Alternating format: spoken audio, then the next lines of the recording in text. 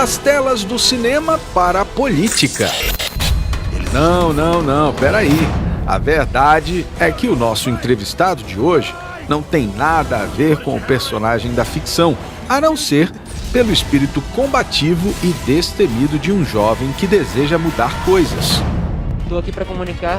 Com apenas 20 anos de idade, Amon Mandel é o vereador mais jovem a integrar a mesa diretora da Câmara Municipal de Manaus. Eleito logo na sua primeira disputa, com impressionantes 7.537 votos, um dos mais votados do pleito, prometeu plantar uma árvore para cada voto que recebeu. Será que está plantando? Bom, na Câmara virou uma voz dissonante ao coro da maioria, que apoia o Poder Executivo.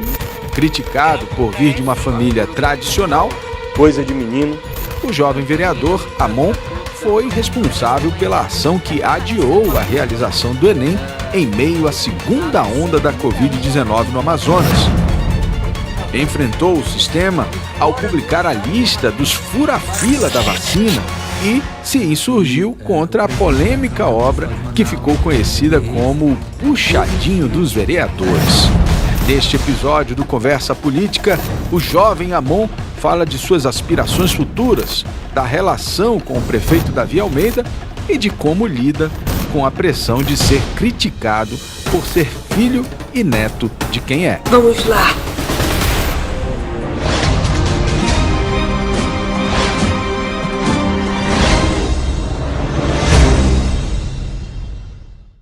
Curiosidade, eu acho que de todos, era o que o Amon fazia até iniciar ali a eleição, a campanha de 2020. Eu fazia trabalho voluntário e estudava. Eu faço trabalho voluntário desde os 12 anos no movimento Wikimedia. Em 2019, já com 18 anos, me voluntariei também na United Nations Volunteers, que é a agência de voluntários da ONU, a UNV. Lá eu faço trabalho voluntário online, eu faço parte da pool de voluntários, né? Onde eu posso traduzir artigos, ajudar na transposição de textos e assim por diante na plataforma deles. Eu aprendi lá, de 2019 para cá, sobre os 17 ODS, os Objetivos para o Desenvolvimento Sustentável, e montei o primeiro dos meus projetos sociais, que é o Epifania Política, lá naquela época. Era um site, ainda é, a gente vai voltar com ele agora, um site onde nós publicávamos artigos de especialistas fundamentados em livros, em textos, em artigos, em reportagens, em estatísticas, enfim, em ciência, realmente fundamentados. A gente tinha lá alguns professores universitários, o próprio professor Calheiros, que não era professor universitário, mas era nosso colunista, o que faleceu. Não faleceu, Calheiros, sim. Saudoso. Saudoso, E foi meu professor, inclusive. E de lá para cá eu desenvolvi outros projetos sociais, né? O Galho Forte, aquele mais famoso, onde nós plantamos as árvores. Então, vamos falar disso. Nos locais eu quero saber de calor. antes de começar a eleição. Então você ficava fazendo trabalhos voluntários. Mas esses projetos sociais, eles vieram antes das eleições. Antes das eleições, em 2019, como eu te disse, a gente desenvolveu a Epifania Política. E em 2020/1, eu desenvolvi o projeto Amadeu Teixeira, que é um projeto na área dos esportes de saúde. Como eu te falei ainda agora, a gente não estava aqui nessa entrevista, né? Mas eu tenho 2 problemas de saúde, 2 problemas autoimunes, problemas crônicos graves. E eu não tinha hábitos de vida saudáveis quando eu era mais novo. Então eu não quero que ninguém mais desenvolva doenças crônicas e autoimunes e por isso eu criei o projeto Como é que é isso? E explica pra gente aí essa característica. Eu acho que muita gente talvez não tenha esse conhecimento. Então você é portador de uma síndrome, pode-se dizer assim? A retocolite ulcerativa e a tireoidite de Hashimoto. São duas, acredito, uma são doenças raras, na tireoide, né? Não são tão raras, mas não são também tão comuns. Uma inflamação na tireoide e outra uma inflamação no intestino. E aí como é que é a vida de alguém que convive com esse tipo de... Quando a gente acabar eu te mostro. Ali na minha maletinha eu tenho a minha farmácia portátil com uma porrada de remédios. Todos os dias eu tomo azatioprina, que é um imunossupressor, mesalazina, eu tomo algumas vitaminas também, porque eu não absorvo tudo, em razão dessa inflamação no intestino, né? E provavelmente vou ter que mudar o medicamento e tomar uma coisa chamada imunobiológico, que é com uma injeção que você toma mês sim, mês não. Por um lado vai ser bom, porque É uma se eu vez for só. tomar... Não, eu não... É agendado, eu não vou esquecer de tomar o medicamento, eu tenho esse problema. Ah, tá. Bom, mas aí a gente fala de um jovem que, pelo que eu entendi, atuava como voluntário em trabalhos online, né? Não apenas, né? É isso que eu queria Sim. entender. Você fazia, apesar dessa... Porque eu imagino que essas doenças, elas te limitem em questões sociais ou não? Sim e não, depende muito. Porque assim, essas doenças crônicas, elas vêm e vão. Eu entro em crise e saio da crise. Obviamente, quando eu estou em crise, eu tenho dores intestinais, eu tenho uma inflamação e fico um pouco limitado. Certo. Mas na maior parte do tempo, não. Quando eu estou medicado, quando eu tomo tudo direitinho, quando eu controlo a questão do estresse, da alimentação e tudo mais, eu tenho uma vida, bem dizer, normal. Normal. Só tenho que controlar a alimentação. Você fazia faculdade, faz faculdade, Faço, né? faço. Como é que Tenho tá dois essa... cursos. Faço Direito na UFAM e Gestão Pública na Estácio. E aí, como é que tá essa rotina? Mantém depois que foi As eleito? faculdades são online, né? Então, sim. Mas não tenho problema nenhum em manter. Na verdade, eu acho que o direito é a linguagem da política. Eu, como parlamentar, eu faço leis. Então, eu acho que eu tenho que saber, pelo menos, o mínimo sobre leis. Eu gosto muito dessa área. Desde de jovem, desde novo, eu sempre aprendi muito no dia a dia, observando a minha mãe, observando o meu avô. Eles trabalham com leis. Então, eu me apaixonei por essa área e quis não trabalhar na área como advogado, nem magistrado, nem professor de direito no futuro, mas como uma pessoa que atua para fazer as leis e defende algumas causas. Isso é um desejo de jovem? Você considera que isso é um ímpeto do jovem? Porque eu me lembro, eu fui também da parte estudantil, né, dos movimentos e tal, quando muito jovem. Só que no meu caso, né, depois eu fui ali para a comunicação e tal, e não atuei mais na área política.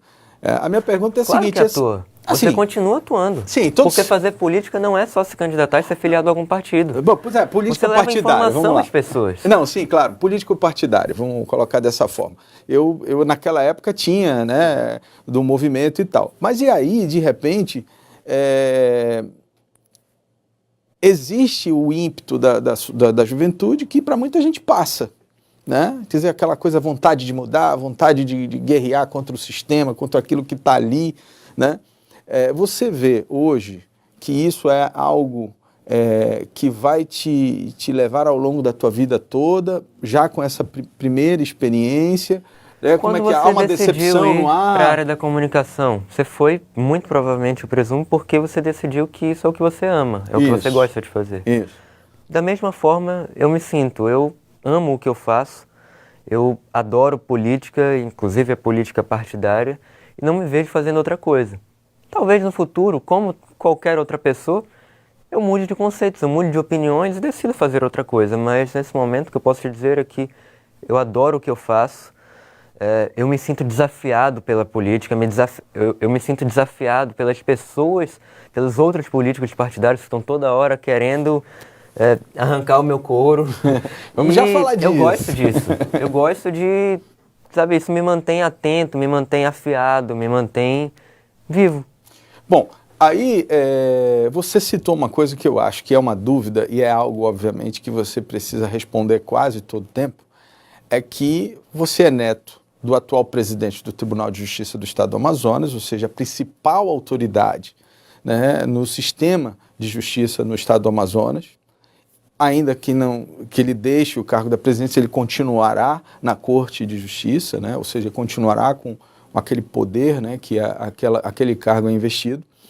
Você é enteado do atual presidente do Tribunal de Contas, né, que é o principal, digamos assim, órgão de controle do executivo, das contas, dos gastos, etc. E tem a sua mãe, que é uma querida amiga, que também atua como juíza, né, no Tribunal de Justiça do Estado do Amazonas. A minha pergunta é a seguinte: incomoda você as pessoas associarem, por exemplo, a sua vitória, a sua atuação política, ao fato de você pertencer a uma família que tem, obviamente, cargos importantes dentro do sistema de poder do Estado? Não me incomoda, eu acho que isso é natural. Todo político partidário, ele carrega uma rejeição natural por conta de como a política é conhecida na nossa sociedade. E, sobretudo ali no período inicial, logo que eu fui eleito, as pessoas não me conheciam. Então, quem não me conhecia, olhou lá e viu. É o neto do Chalub, o filho da Elza, o enteado do Mário. Isso. O que ele representa? Ele representa, pelo menos as pessoas pensavam que eu representava o mantimento, a continuidade do establishment, de tudo aquilo que as pessoas não queriam. Mas eu sempre respondo essas críticas, essas desconfianças com o trabalho. Então, eu acredito que hoje as pessoas sabem quem eu sou, o que eu defendo, como eu sou, e elas podem decidir agora por conta própria, com base naquilo que elas sabem por um fato. Cada um tem a sua responsabilidade. O meu avô tem a vida dele, minha mãe tem a vida dela, o Mário, meu padrasto, tem a vida dele, e eu tenho a minha. Então, eu não vejo hoje como um grande empecilho, eu não acho que as pessoas... Isso não te incomoda responder essas coisas? Não me incomoda. Certo. Bom, aí você foi eleito e eu me lembro que na sua eleição você fez promessas, né? E uma delas, eu achei curiosa, é que você iria plantar uma árvore para cada voto que você recebeu. Já se passou um ano. Como é que está isso? Plantou ou não plantou essa árvore? Já plantamos plantando, cerca, né? quase 50% ali dessas árvores. Nós plantamos quinzenalmente, eu faço ações, eu transformei isso num projeto social, num movimento que se chama Galho Forte. Isso foi um compromisso pessoal, não é bem um compromisso de campanha, porque eu não preciso ser vereador, eu não preciso ser político para plantar árvores. Mas eu preciso ser uma pessoa que tem uma preocupação com o meio ambiente, uma pessoa que tem uma preocupação com o que é certo, com o que é bom, uma pessoa que tem uma preocupação com os seus compromissos pessoais para plantar essas árvores. E eu montei todo um movimento social, agora nós inclusive vamos nos institucionalizar, estamos crescendo, indo para outros municípios, para outras cidades, para outros estados até, temos voluntários de outros locais, de outros países até, especialistas, e isso se transformou num grande movimento social que eu adoro. Eu gosto de, como eu falei, eu aprendi sobre os 17 Objetivos para o Desenvolvimento Sustentável. Alguns deles são relacionados ao meio ambiente, à ecologia, e eu quero levar esse lado da ciência, esse lado do conhecimento, da sociedade que as pessoas não conhecem, para a população em geral. Então eu uso a minha plataforma política, eu uso o meu alcance enquanto personalidade pública para tentar levar esse conhecimento e esse movimento social para popularizar. Legal. E aí, eu acompanhando aqui o seu trabalho, e até confidencio aqui que logo quando você ganhou, eu mandei uma mensagem, troquei mensagem com a sua mãe, eu falei, olha, agora ele vai ter que... Ela disse, pois espere que você vai ver. Alguma coisa assim, ela disse, você vai ver, ele vai ser um vereador atuante. E aí eu me lembro logo nos primeiros dias que você anunciou um concurso público para ocupar...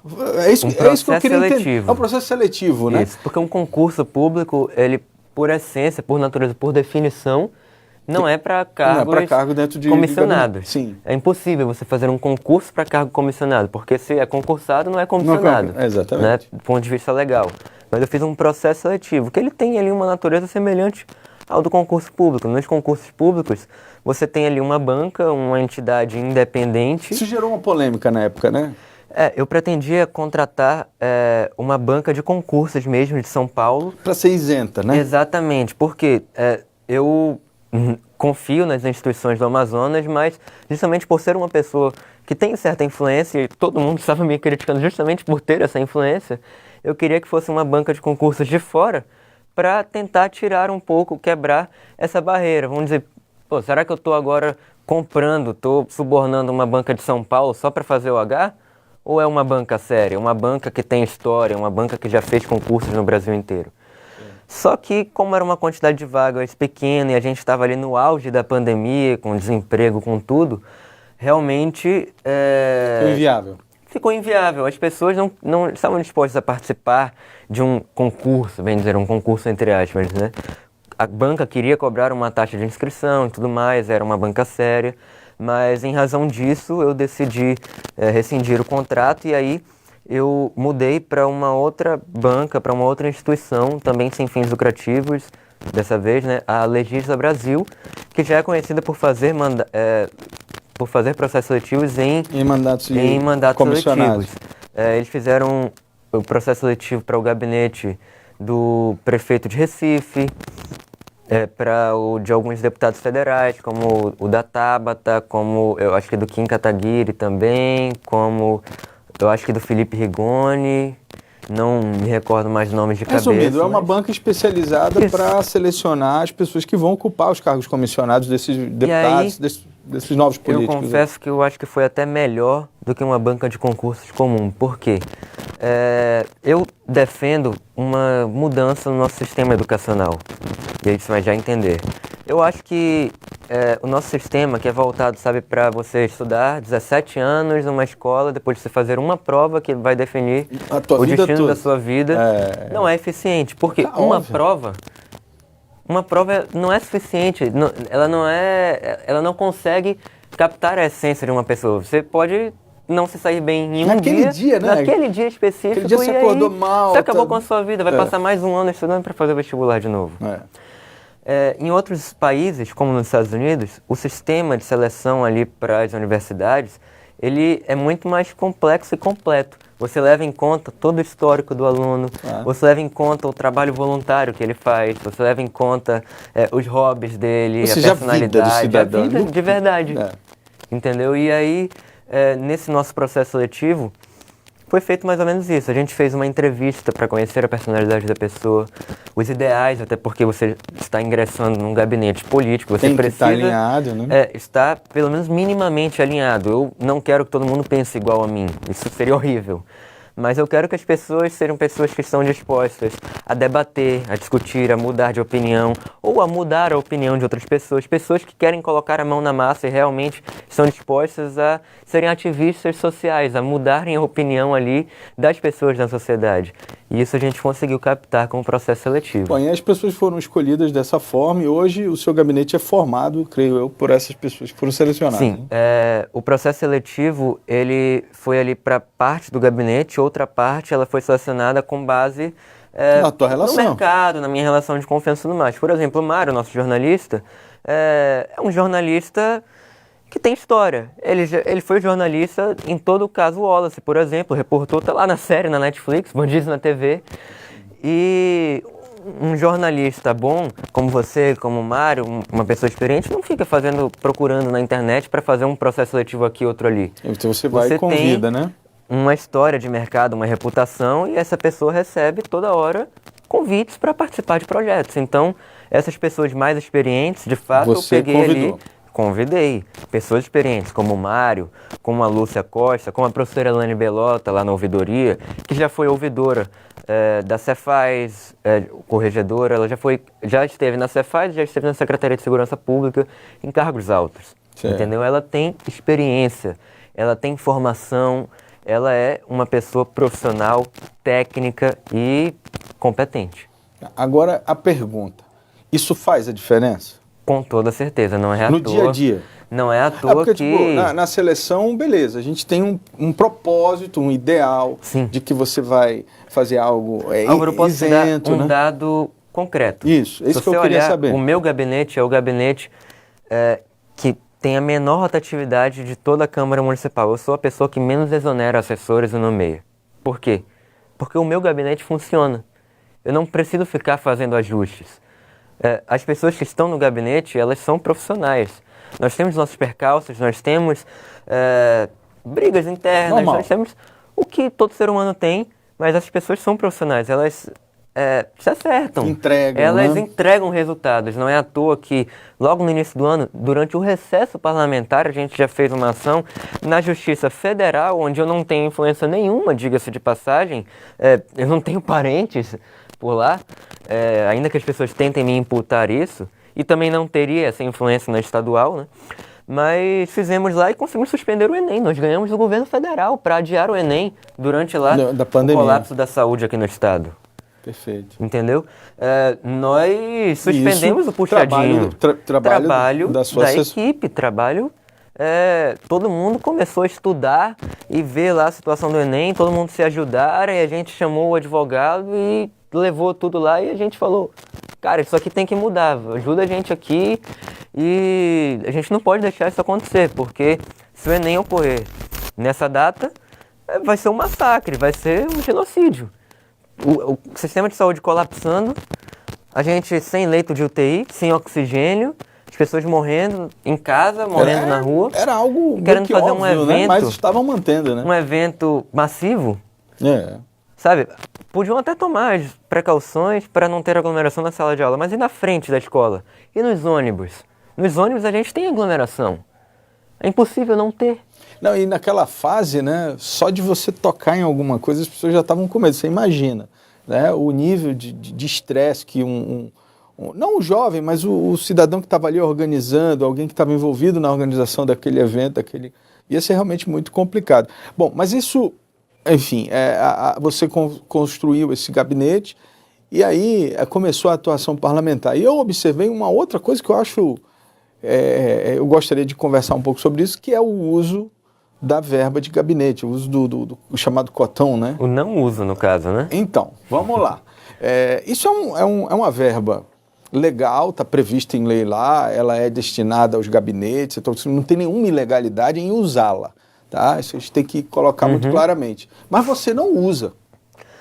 Eu acho que, embora não tenha nenhuma ilegalidade em usar essa cota, o cotão, a cota para o exercício da atividade parlamentar, tem toda a imoralidade. Nem tudo que é legal é moral. Eu acho que essa verba, historicamente, ela é utilizada para desvios de verba. Todo mundo sabe e desconfia disso. Como é que eu, na campanha, uso um carro que faz 7 km por litro, eu acordo 7 da manhã, chego em casa 2, me dedico e gasto ali 3.500 por mês de gasolina, e durante o recesso parlamentar, um vereador com um carro popular alugado lá, sei lá, um Voyage, gasta 5.000, gasta mais de gasolina do que eu gastei num carro que teoricamente era menos econômico. Eu acho que uma coisa não bate com a outra, é muito suspeito e só acontece desde o início dos tempos, desde que essa cota existe, não é dessa legislatura, não é da passada, é de sempre, é no Brasil inteiro, é no Congresso, é nas câmaras municipais, nas assembleias legislativas. Ou seja, no seu entendimento ela é legal, mas ela, na verdade, ela é um complemento generalizado. Ela é um privilégio desnecessário. Ela é um privilégio desnecessário e eu sou contra esses privilégios. Eu acho que cada um tem que fazer política porque gosta, porque quer. Mas dá, essa é a questão. Porque, assim, claro que dá. Não, vamos lá, eu conversei com alguns vereadores, assim, não de agora, mas enfim, inclusive de outras legislaturas e tal, e isso sempre foi uma questão, até porque a imprensa fica em cima disso, né? Ela meio que fiscaliza o uso dessa verba. E eles defendem o seguinte: olha, eu sem esse dinheiro, eu não consigo fazer isso, eu não consigo fazer aquilo. Pois e aí a minha pergunta é essa: é possível exercer o mandato, pagar pessoas, fazer trabalhos em comunidades e tal, sem o uso dessa verba? A SEAP ela não serve para pagar pessoas. As pessoas elas são pagas pela Câmara. As pessoas são os meus assessores são funcionários da Câmara Municipal. Tá, mas aí você tem a possibilidade de contratar empresas para prestar um determinado serviço e você acaba pagando pessoas também. Precisa contratar empresas? Você tem uma assessoria grande. Se você escolher uma assessoria que tem competência, uma assessoria profissional, uma assessoria com a devida formação, com os devidos estudos e preparo e experiência, eu não acho que você precisa ficar contratando uma empresa para dar um laudo técnico. Eu trabalho com voluntários. Eu sou político, eu puxo lá nas redes sociais toda hora, você já deve ter visto isso. No início da pandemia, publiquei lá uma lista com 1.513 CPFs errados. Constrangi a prefeitura foi lá e corrigiu naquela lista da vacinação. Como é que eu fiz aquilo? Eu publiquei nas redes sociais, no Twitter, no Instagram, no Facebook. Várias pessoas foram ajudando. As pessoas foram lá ajudando e me mandando a mensagem: olha, eu achei isso. Eu ia lá, verificava e falava: procede. Isso. A gente ficou de madrugada aqui, rodou. Em uma madrugada a gente encontrou aquilo. Zeramos a lista. Esse é um exemplo de um modelo, digamos assim, de participação popular que a gente não está acostumado a ver. Esse é o verdadeiro mandato participativo. Não é o mandato participativo só nos discursos, só nos vídeos das redes sociais. É um mandato... Ou então aluga uma casa ali, dizer que a casa do... o gabinete externo. E tal, né? Não é assim. Bom, mas olha, dentro dessa perspectiva, eu consigo enxergar o seguinte: você, no caso da vacina, né? Vamos falar um pouco sobre a questão do fura-fila ali. Né? Você começou uma relação de embate com a prefeitura. Eu acho que foi o primeiro grande, digamos assim, o grande exemplo, né, da sua postura em relação à atual gestão. E eu queria que você falasse um pouco dessa relação hoje, né, se é que existe uma relação. Olha, desde aquela vez eu percebi que o prefeito Davi, ele é uma pessoa que não gosta de críticas. E quem gosta, né? Mas ele não aceita ser cobrado. Eu cobrei na minha posição e no meu dever, dever, como né, parlamentar. Eu não fiz nenhuma sacanagem com a prefeitura. Com todo o respeito do mundo, eu mandei mensagens antes, eu posso provar isso. Eu falei, olha, tá tendo um problema, eu tenho uma sugestão. Eu falei com secretários, eu falei com outros vereadores e aquilo continuou. Foi uma semana de mensagens ignoradas. Então eu simplesmente fui lá e fiz uma imposição, tomei a minha atitude, a atitude devida como parlamentar e cobrei, fiz. Cadê a transparência? Eu mostrei isso para os eleitores, para os cidadãos. Naquele momento era muito difícil, né? É que me ajudaram a realmente cobrar a prefeitura. Eu sozinho não tenho muita força, mas com o apoio popular, com essas pessoas que me ajudaram a fazer ali aquele pente fino na lista de vacinação, com as pessoas que me ajudaram a cobrar lá nas redes sociais dos outros vereadores, dos deputados, do prefeito, aí sim a gente mostra força. Aí sim é que a gente está, de fato, defendendo os interesses da população e não os meus próprios. Mas aí você veio e esse caldo engrossou quando teve o episódio do puxadinho da Câmara, que acaba sendo algo que envolve o prefeito, porque o grupo que controla é a base do prefeito, né? E houve ali, obviamente, um outro embate dessas correntes políticas ali. Como é que foi esse episódio também? Olha, ninguém na Câmara vota em mim, o prefeito não vota em mim. Eu não trabalho para eles, eu trabalho para a população que está do lado de fora da Câmara. Então, eu não me preocupo muito em deixar eles satisfeitos ou insatisfeitos. Esse é problema deles. Quem não estiver satisfeito com o meu mandato lá dentro da Câmara, que se mexa e haja de acordo. Tá, mas você não acha que, por exemplo, numa Câmara, num parlamento em que você precisa ter não uma concordância, mas tem que existir uma sinergia? Não tem que existir sinergia, tem que existir respeito. Sinergia de ideias, não. Não. A gente sinergia tem que ter embate. Não, mas vocês... A gente tem que ter embate. Não, ok. Vocês são um parlamento. Cada um defende uma corrente diferente. Cada um defende uma corrente. O que eu digo sinergia é uma sinergia de trabalho. Vocês não precisam concordar com tudo, não precisam votar juntos em tudo e tal, no que pese. Mas espera aí. Né? Alguém perdeu o mandato? Não. Alguém foi atacado covardemente? Não. Ninguém foi agredido. Então, há uma sinergia de trabalho, cada um defendendo a sua corrente. Certo. Eu fui lá, subi a tribuna e defendi o meu ponto de vista. E das pessoas que me apoiam. Então você acha Outros que isso... vereadores subiram lá e defenderam o cotão. Então você acha que isso, na verdade, é a sinergia que tem que existir, a sinergia de contradições de ideia, né? Quer dizer, exatamente. O parlamento debatendo. Nós temos que falar. Falar é falar. Nós temos que falar a nossa opinião, nós temos que nos posicionar, nós temos que contrapor essas ideias para que haja realmente um resultado final, uma soma de ideias, uma soma de uma contribuição.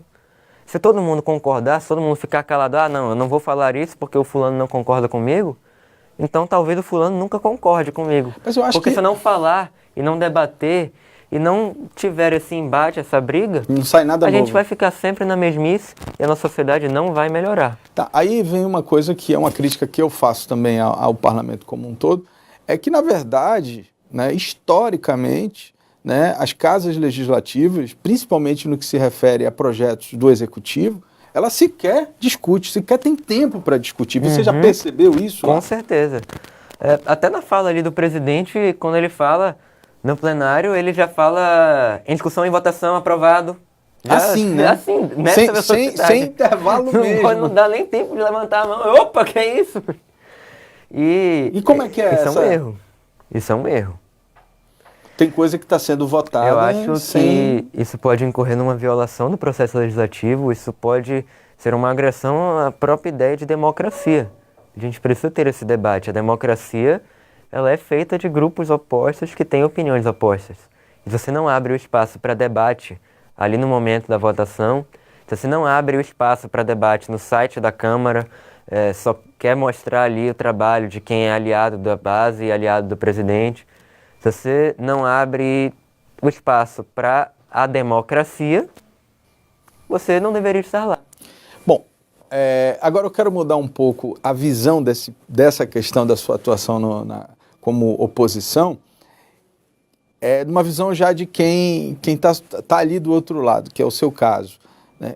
Quem é oposição, ela sofre algum tipo de pressão, sofre algum tipo de retaliação, sofre algum tipo de cerceamento de possibilidades ou de espaço? Acho que é o maior exemplo, um exemplo na prática, eu acho até que tinha uma equipe do Imediato lá.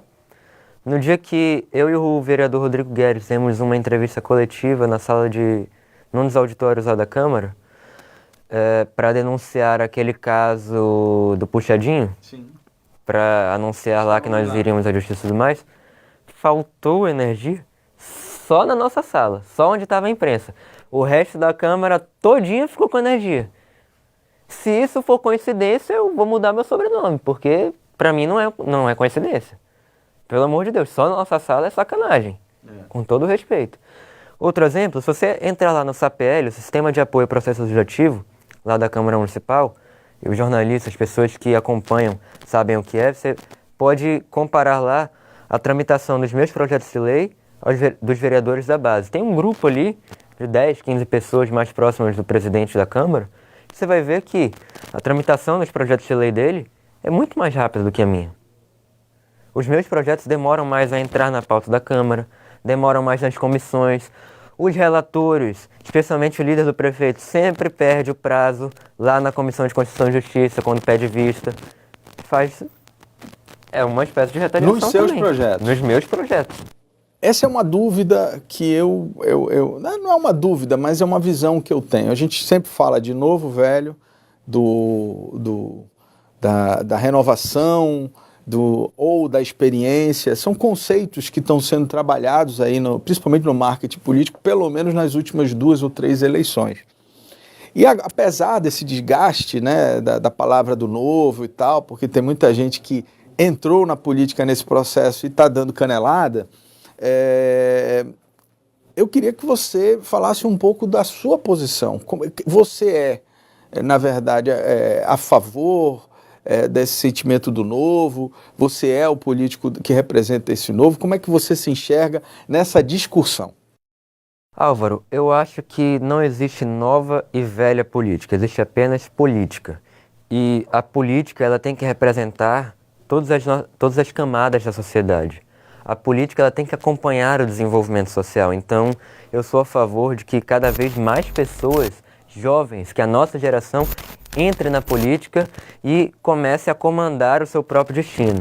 Que a gente não deixe só na mão de outras pessoas que já passaram, de pessoas de uma era distante, decidam o que vai ser o nosso futuro, se fulano pode casar ou não com outro fulano porque é do mesmo gênero, se o outro fulano pode ou não, sei lá, vestir uma calça branca. Mudar um nome, falar não sei o quê, né? Eu acho conceitos. Que nós temos que impor a nossa vontade também. Nós temos que participar do processo democrático. Então, eu quero inspirar cada vez mais pessoas jovens a entrarem na política e quero também passar o recado de que juventude não é idade. Juventude é mentalidade. Passar o recado de que quando eu falo de pessoas jovens, eu não estou falando só de quem tem entre 18 ou entre 16 e 25 anos ou 30. Eu estou falando também com os professores desses jovens, com os pais desses jovens, com, sei lá, a pessoa que leva esses jovens para a escola e assim por diante.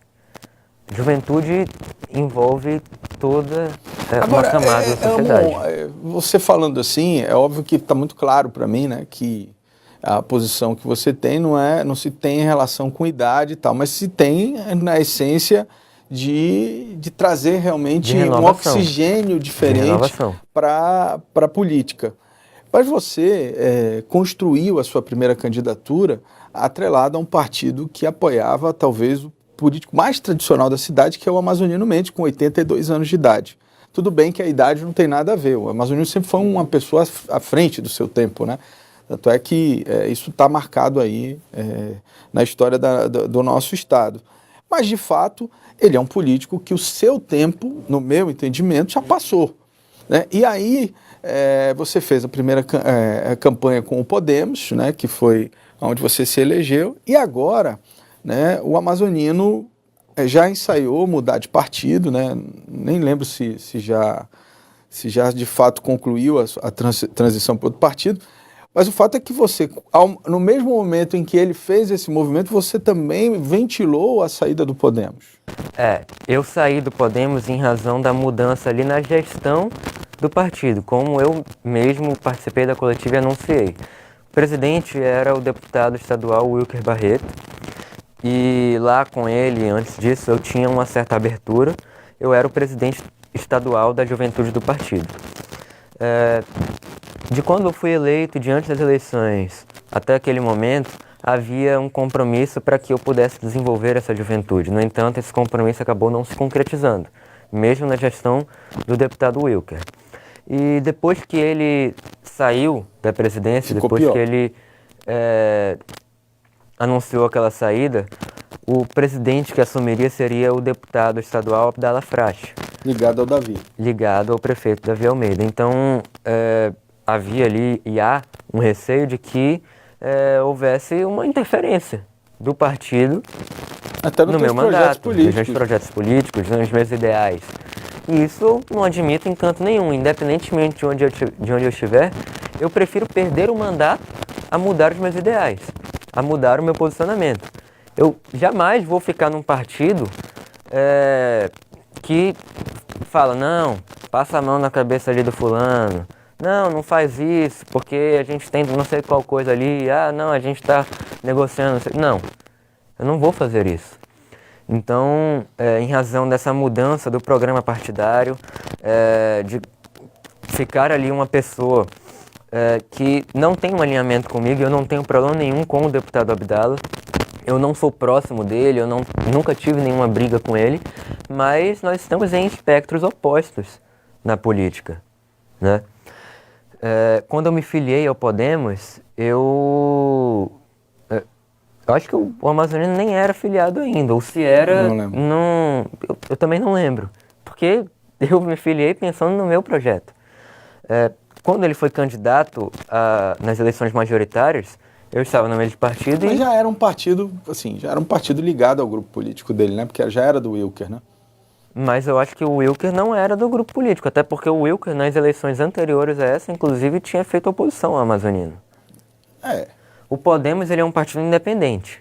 Sim. O Podemos, ele é um dos poucos partidos nacionalmente que não tem ali um grande escândalo. E que ontem ganhou o Sérgio Moro, né? Que é uma grande força da terceira via hoje. Né? Da independência, das pessoas que não se identificam com a política atual. Que é isso que era a pergunta que eu queria lhe fazer.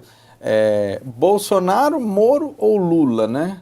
Quem é que o Amon tem aí afinidades? Para não dizer apoio ainda. Eu não tenho afinidade com nenhum dos três. Assim, eu acho que todo mundo tem os seus méritos e os seus deméritos. Eu acho que o Moro foi muito importante na história do nosso país, porque ele representou ali uma pessoa destemida, uma pessoa que foi contra o sistema, que, sabendo que no STF tinha uma maioria de pessoas indicadas pelo Lula, foi lá e deu as decisões, mesmo assim, contrárias àqueles interesses. Uma pessoa que colocou a cara a tapa. Lula é uma pessoa que saiu ali da baixa renda, uma pessoa que não era alfabetizada e se tornou presidente do Brasil. Bolsonaro era uma pessoa que por muitos anos defendeu ali só no parlamento, no Congresso, um grupo, aqueles grupos dos militares e tudo mais, mas que também representavam uma quebra. Então os três têm os seus méritos e os seus deméritos. Eu tenho as minhas concordâncias e as minhas discordâncias. Por exemplo, com o Bolsonaro, eu acho sinceramente absurdo o papel que ele se prestou à pandemia, aquela questão de ele desestimular o uso da vacina, eu acho que ele tinha que ficar no mínimo calado quanto a isso. Se ele não concorda, se ele não se sente seguro com a vacinação, pelo menos tinha que ficar calado. O líder de uma nação, ele tem que dar o exemplo. Eu faço questão de mostrar o meu braço, de mostrar para as pessoas que eu estou me vacinando, para que essas pessoas se sintam mais seguras. Então, o que eu espero é que o líder da nação também faça o mesmo. E no caso do Lula, eu também não concordo. Eu acho que ele se faz muito de coitadinho. Eu acho que... Não tem como explicar. O cara tem milhões que foram lá fora, sítio e não sei o que lá, e dizer que nunca fez nada. Eu não sei, eu acho isso tudo muito suspeito. Eu não gosto... Sinceramente, eu não tenho nesse momento uma opinião formada, não tenho um candidato a presidente. Preciso estudar a plataforma política dos três, os riscos e as vantagens de elegermos, mas eu não voto em nenhum dos três.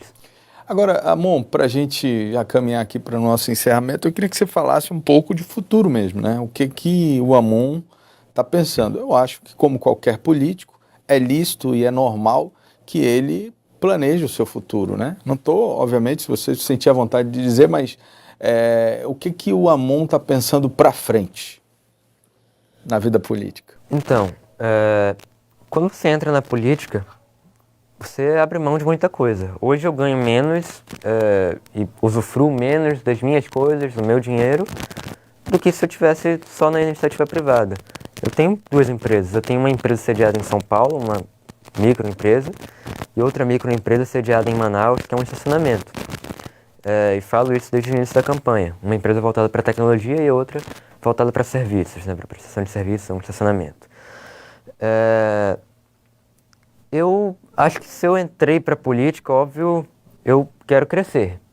Mas eu quero crescer com responsabilidade. Então, eu só saio de vereador para qualquer outra coisa. Pode ser nos 4 anos do mandato, pode ser em 8 anos, pode ser em 10 anos, pode ser em 2 anos, pode ser em um dia. Mas isso já está sendo pensado. Se cumprir os compromissos de campanha. E quando cumprir os compromissos de campanha. Então, eu só penso em me candidatar para qualquer outro cargo após o cumprimento dos compromissos de campanha. Eu estou trabalhando isso para fazer no tempo do mandato, no tempo correto. Se conseguir fazer antes, perfeito. Se não conseguir, perfeito também. Não há nenhum problema quanto a isso. Tá bom. Obrigado, Amon. Eu que agradeço, Álvaro. Eu que agradeço a toda a equipe, a todo mundo que nos acompanhou. E sucesso, viu? Muito obrigado.